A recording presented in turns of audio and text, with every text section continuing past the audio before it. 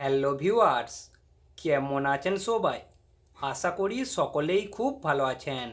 আজ আমি জানাবো যে কোনো অমাবস্যার দিন এই গাছের শিকড়টি এক নিঃশ্বাসে তুলে আনুন। আপনি যাকে বশীকরণ করতে চাইবেন তাকেই বশীকরণ করতে পারবেন শুধুমাত্র এই শিকড়টির সাহায্যে।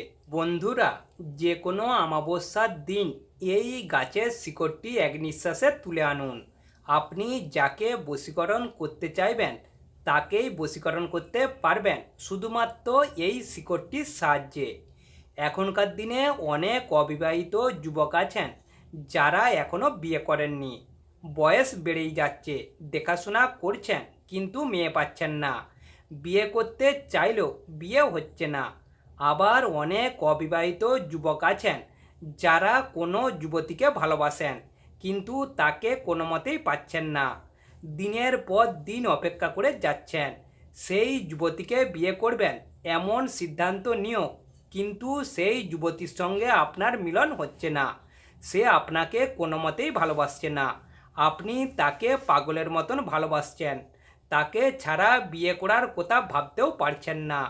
এমন ভালোবেসে ফেলেছেন যে তাকে না পেলে আর বিয়ে করবেন না অন্য কোনো যুবতীকে। সারা জীবন আইবুড়োই হয়ে কাটিয়ে দেবেন। এমন সিদ্ধান্ত যারা মন থেকে নিয়ে ফেলেছেন তাদের জন্য আজকের এই ভিডিওটি খুবই গুরুত্বপূর্ণ একটি ভিডিও। তাই আপনাদের কাছে আমার বিনীত অনুরোধ, ভিডিওটি প্রথম থেকে শেষ পর্যন্ত খুব মনোযোগ সহকারে দেখবেন।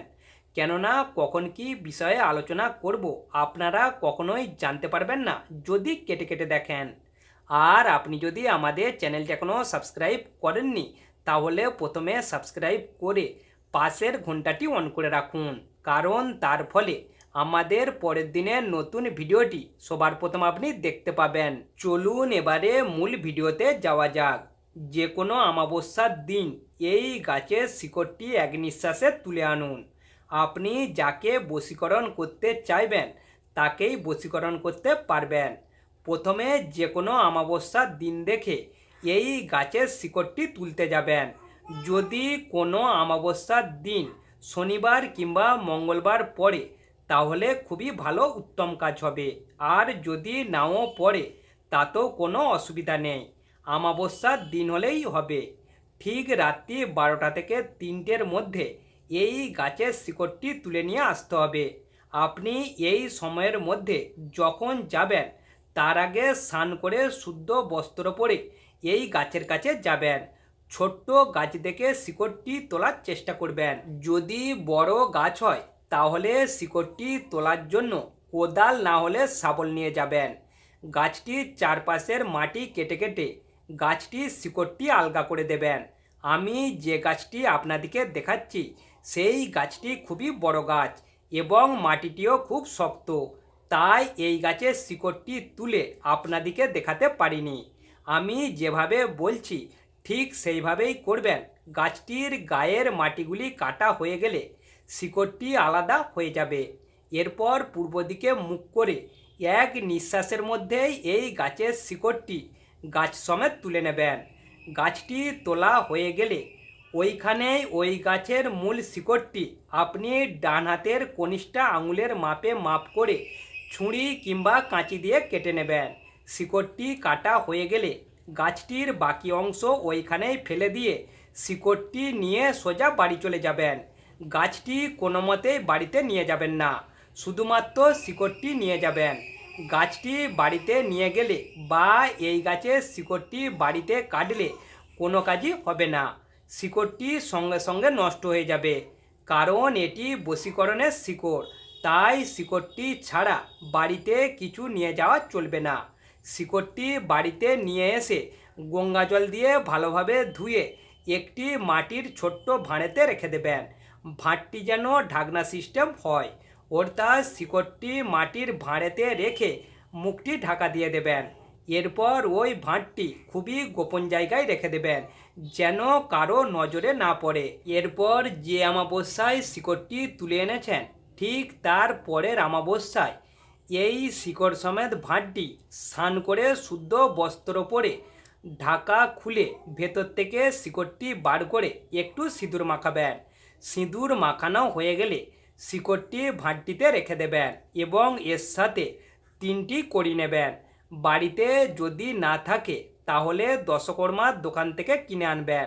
এরপর কড়ি 3টিতেও সিঁদুর মাখিয়ে ভাঁড়টিতে দিয়ে দেবেন। এরপর একটি কাগজ নিয়ে আপনার নামটি আগে লিখবেন। এরপর আপনি যাকে ভালোবাসেন, যার জন্য দিনের পর দিন অপেক্ষা করে আছেন, যাকে ছাড়া আপনি বাঁচতে পারবেন না, যাকে না পেলে আপনি সারাটা জীবন আইবুড়ো কাটিয়ে দেবেন, তার নামটি লিখবেন। 2টি নাম একসঙ্গে লিখে সিঁদুর মাখিয়ে ভালো করে ভাঁজ করে ওই ভাঁড়টিতে রেখে ঢাকনাটি দিয়ে ভালোভাবে সুতলি দড়ি দিয়ে বেঁধে দেবেন।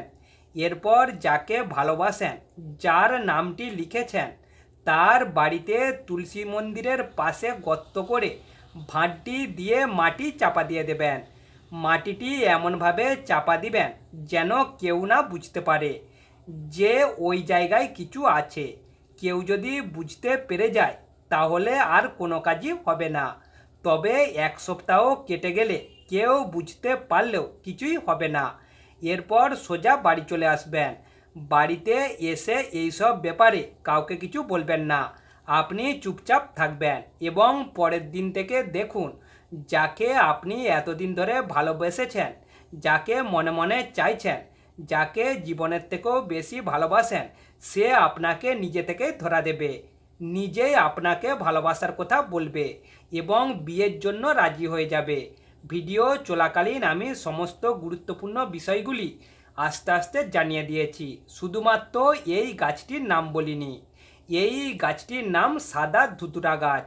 এই সাদা ধুতুরা গাছটির শিকড় সংগ্রহ করে আপনারা ব্যবহার করবেন, তবে কোনো খারাপ উদ্দেশ্য নিয়ে ব্যবহার করবেন না, ভালো উদ্দেশ্য নিয়ে ব্যবহার করবেন, অবশ্যই কাজ হবে। ভিডিওটি প্রথম থেকে শেষ পর্যন্ত মনোযোগ সহকারে দেখার জন্য আপনাদের কাছে আমার অনুরোধ রইল। ভিডিওটি দেখে যদি মনে বিশ্বাস হয় তাহলে এই কাজটি করবেন, না হলে করবেন না। ভিডিওটি দেখে যদি আপনাদের ভালো লেগে থাকে, একটুখানিও উপকার হয়ে থাকে, তাহলে অবশ্যই একটি লাইক, কমেন্ট ও শেয়ার করবেন। কথা হবে আবার পরবর্তী ভিডিওতে।